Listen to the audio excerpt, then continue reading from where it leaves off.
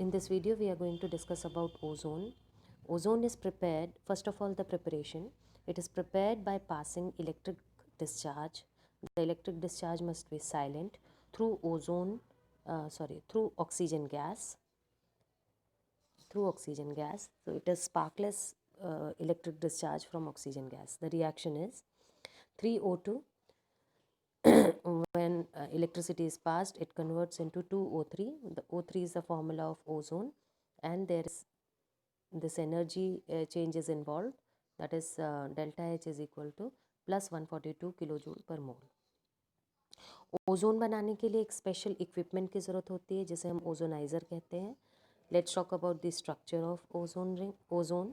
Ozone is a bend structure like this. You can see a bend structure where there is a resonance between, देखो एक तरफ है double bond, this side it is a double bond and this side it is a single bond. So wherever it's a single bond, the oxygen is getting the negative charge and oxygen in the center is getting a positive charge.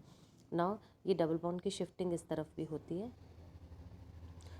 और इस तरफ double bond चला जाता है, इस तरफ single bond आ जाता है, and overall जो हम इसका resonance show करते हैं वो कुछ ऐसा show करते हैं, and where we are getting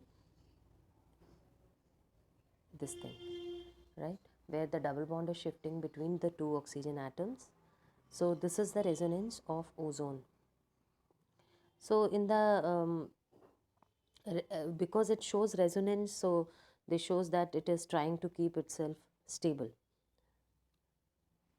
ozone की एक बहुत इंपॉर्टेंट प्रॉपर्टी है that it's powerful oxidizing agent.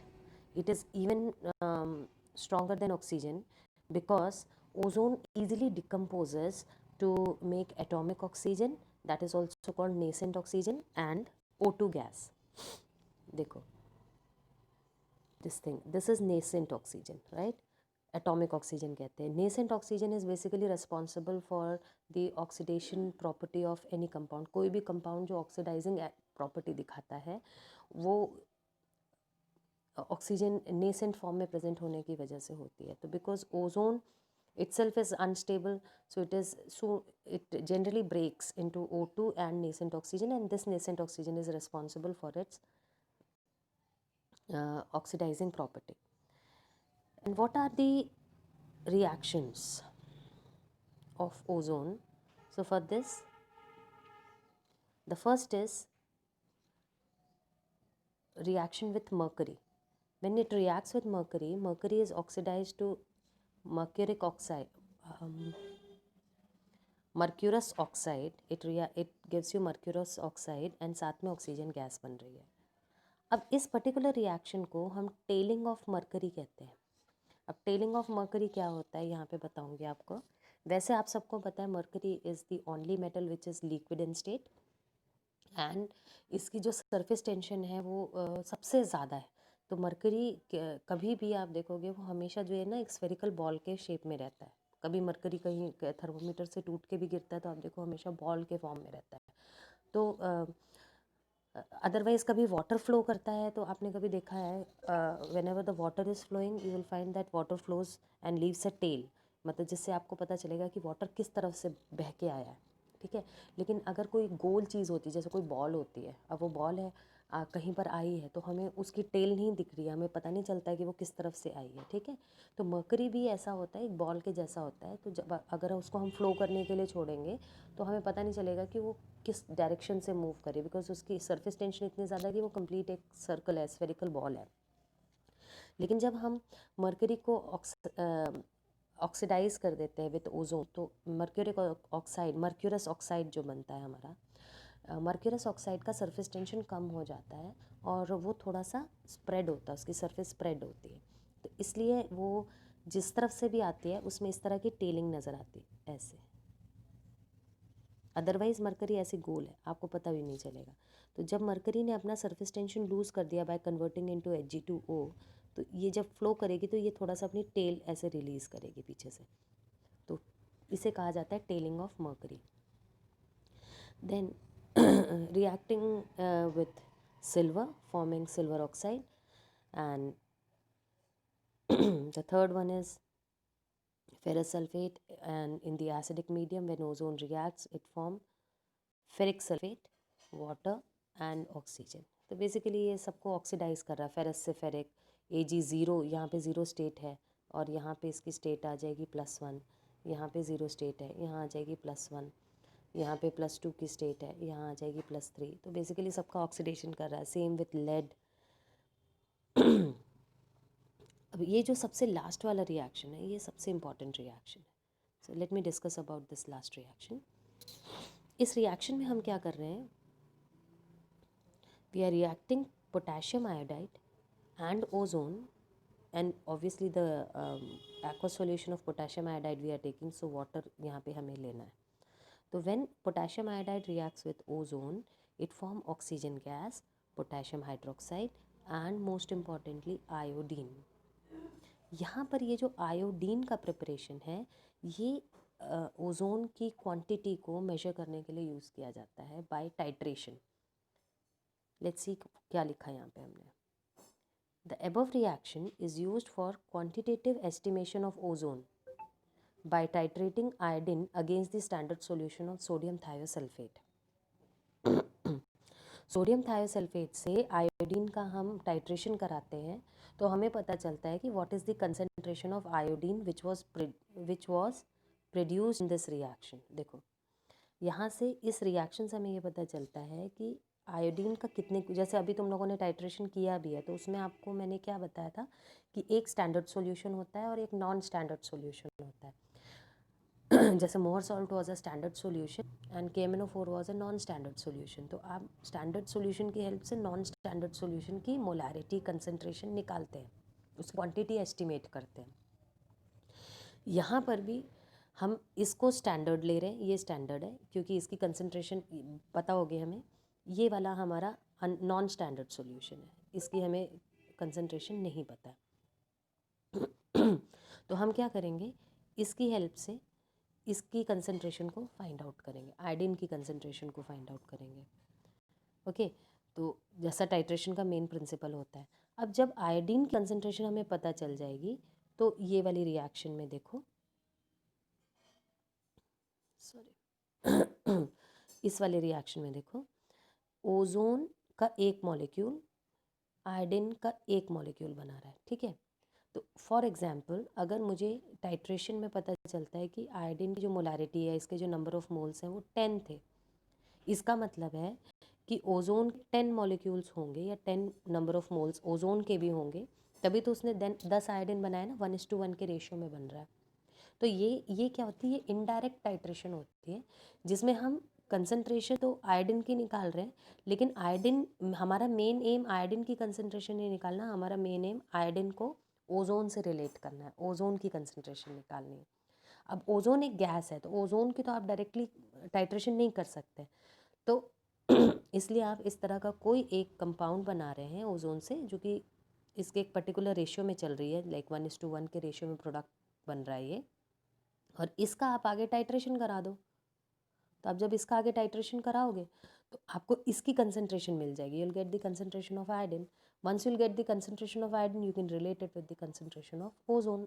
तो इस रिएक्शन से जितना आयोडीन प्रोड्यूस होता है उसकी मोलारिटी और कंसंट्रेशन स्ट्रेंथ निकाल के हम ओजोन की मोलारिटी एंड कंसंट्रेशन स्ट्रेंथ को फाइंड आउट कर सकते हैं। सो ये क्वेश्चन बोर्ड में पूछा जाता है कि give the reaction of quantitative estimation of ozone. तो ये ऊपर मैंने रिएक्शंस बताए, ये सारे रिएक्शंस मेटल्स के साथ हैं, like silver, mercury, iron sulphate, मतलब उनकी सॉल्ट्स हो गई। अब यहाँ जो रिएक्शंस हम पढ़ेंगे ये रिएक्शंस हमारे नॉन मेटल्स के साथ में है, लाइक S8 से रिएक्शन है, P4 से रिएक्शन है। तो you can see that sulfur is converting into H2SO4, phosphorus is converting into phosphoric acid, and ozone, everywhere ozone is converting into oxygen.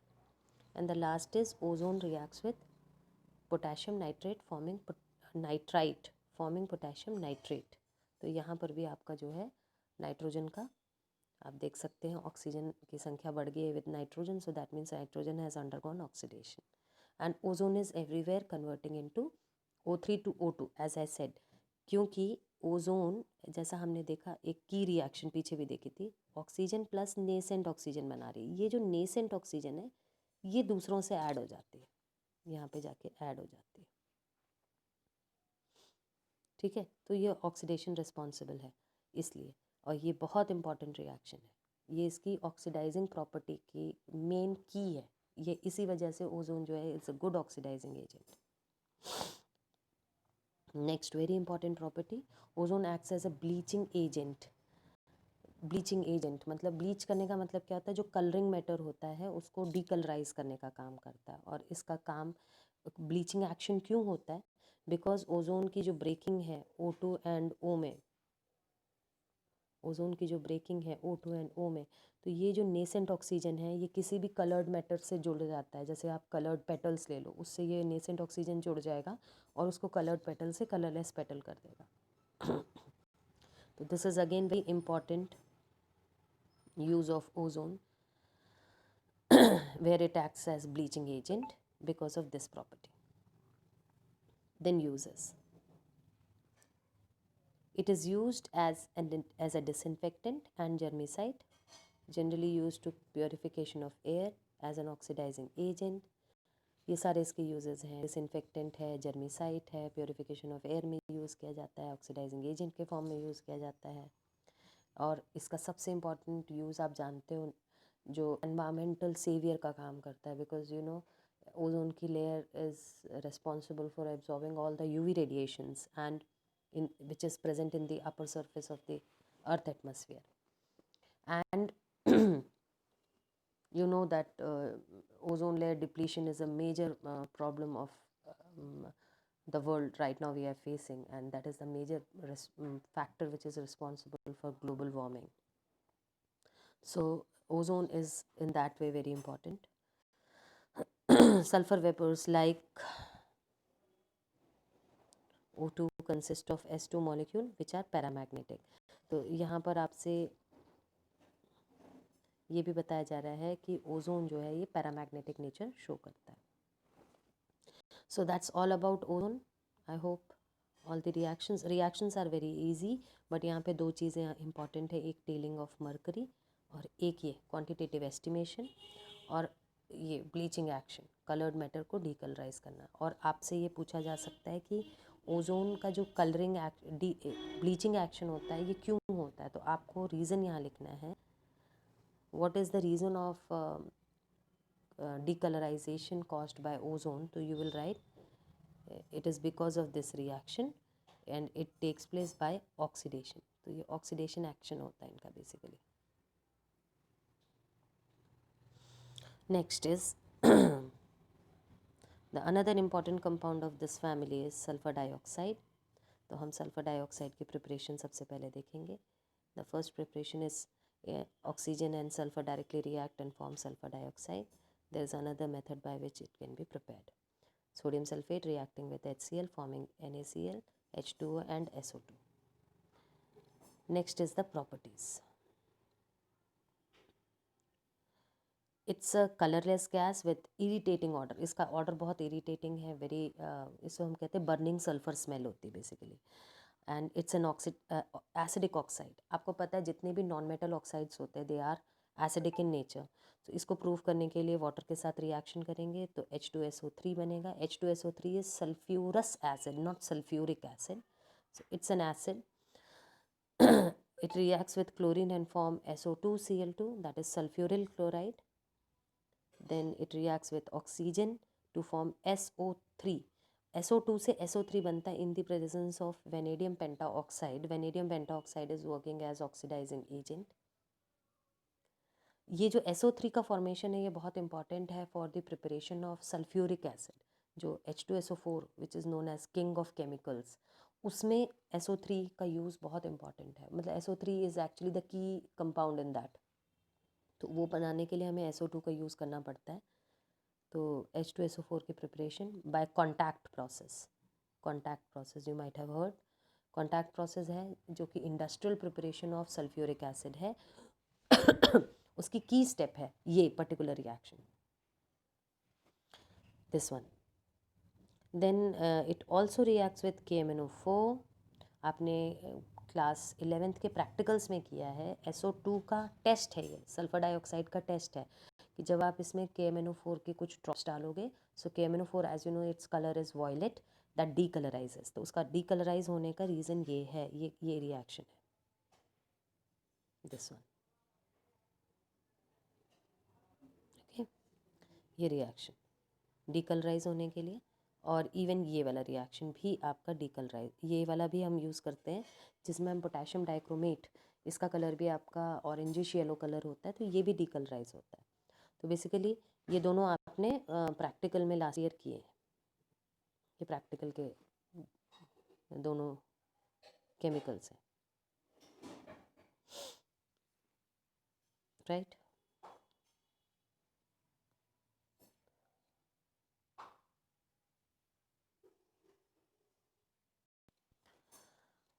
तो ये सारे रिएक्शंस हो गए SO2 के यहाँ पर। अब SO2 का रेजोनेटिंग स्ट्रक्चर हम देख सकते हैं। Sulphur is making a sigma bond, sorry, is making a coordinate bond with one oxygen and making a double bond with other oxygen. It is now shifting to the other places. Then this is the complete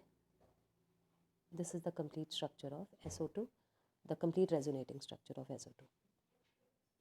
अब SO2 भी एक good oxidizing agent है, इसके लिए हम ये reactions देख रहे हैं। जैसे ये देखो आप, H2S is reacting with SO2 and forming H2 and S, मतलब H2S is converting into S and getting this thing changed from H2S to H2O, getting oxidized. Similarly, metal, magnesium converting into magnesium oxide. So this shows that magnesium is getting oxidized. So this is the oxidizing action. अब जैसे हमने पढ़ा कि ozone का bleaching action होता है, sulphur dioxide का भी ब्लीचिंग एक्शन होता है, देखेंगे। Sulphur dioxide reacts with water and forms, देखो फर्स्ट स्टेप देखो इसकी ब्लीचिंग एक्शन की, sulphur dioxide reacts with water and form H2SO4 and 2 nascent hydrogen। जबकि ओजोन के केस में हमें नेसेंट ऑक्सीजन मिल रही थी, सल्फर डाइऑक्साइड के केस में जब हम इसको वाटर में डिसॉल्व करते हैं so we get nascent hydrogen. अब नेसेंट हाइड्रोजन, ये नेसेंट हाइड्रोजन किसी भी कलर्ड मैटर से रिएक्ट कर रहा है और उसको कलरलेस बना रहा है। तो मैंने बताया था कि ओजोन में जो डीकलराइजेशन होता है या ब्लीचिंग एक्शन होता है वो ऑक्सीडेशन की वजह से होता है, because you are having a nascent oxygen produced by ozone. जबकि SO2 भी डीकलराइज करता है, SO2 भी ब्लीच करता है, लेकिन यहाँ पर हाइड्रोजन ऐड करके, ये देखो हाइड्रोजन को ऐड किया जा रहा है कलरिंग मैटर में, and then you are getting a colourless matter. So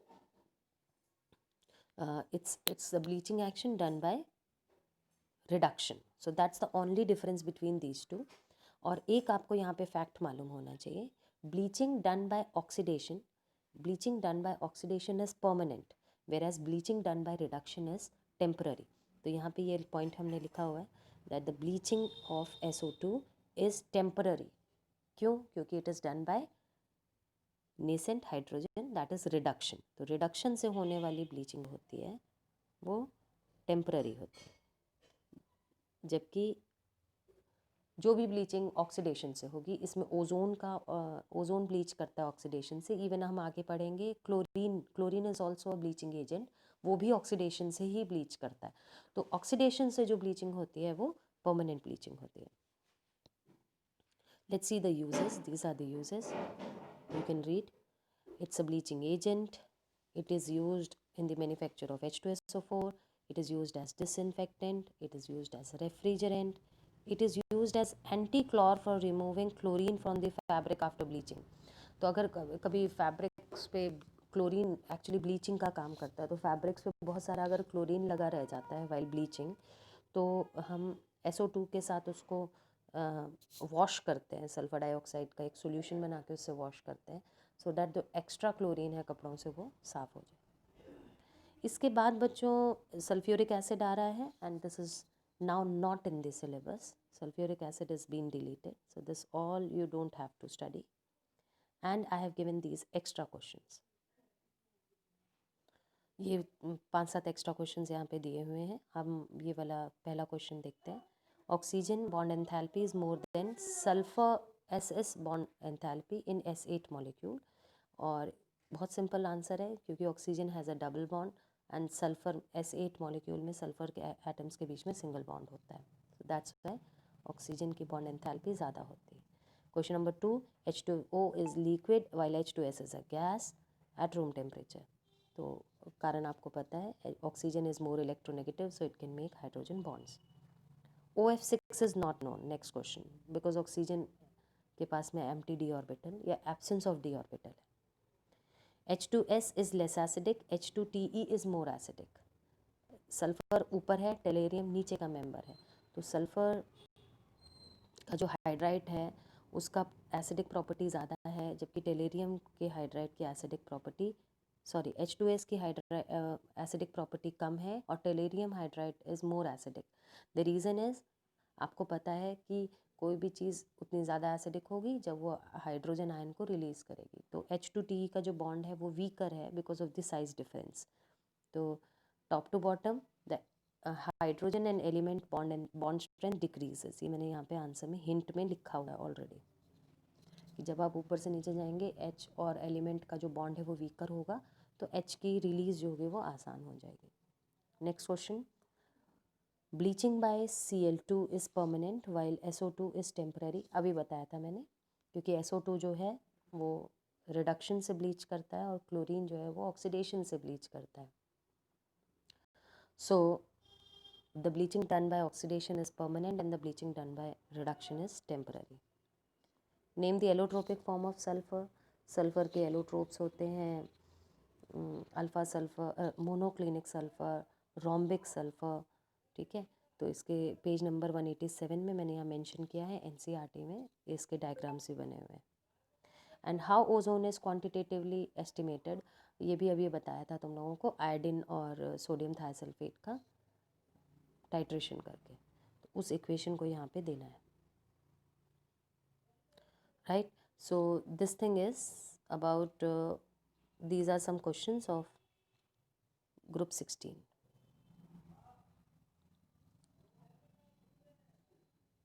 I hope this much is clear to everyone.